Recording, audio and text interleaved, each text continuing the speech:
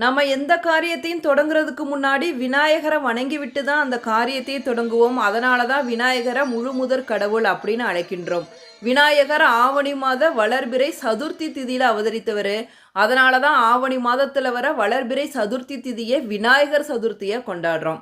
களிமண், மாட்டு சாணம், மஞ்சள், சந்தனம் இதுல ஏதோ ஒன்றை பிள்ளையாரா பிடித்து வைத்து 2 அருகம்புல் வைத்து வழிபட்டால் போதும். நம்மளுடைய குறைகளை கேட்க ஓடோடி வர எளிமையான கடவுள் தான் கணபதி பாப்பா. இந்த வருஷம் சதுர்த்தி திதி ஆகஸ்ட் 26 செவ்வாய்க்கிழமை மதியம் 2:22 மணிக்கு துவங்கி ஆகஸ்ட் 27 புதன்கிழமை மதியம் 3:52 மணிக்கு நிறைவடையுது. அதனால விநாயகர் சதுர்த்தி வழிபாட ஆகஸ்ட் 27 புதன்கிழமை மதியம் 4 மணிக்குள்ள நிறைவு செய்யறது சிறப்பு. ஆகஸ்ட் 26 செவ்வாய்க்கிழமை விநாயகர் சிலை வாங்க உகந்த நேரத்தை பார்க்கலாம். மாலை 4:50 மணி முதல் 5:50 மணி வரை. அதுக்கப்புறம் மாலை 6:30 மணி முதல் 8:30 மணிக்குள்ள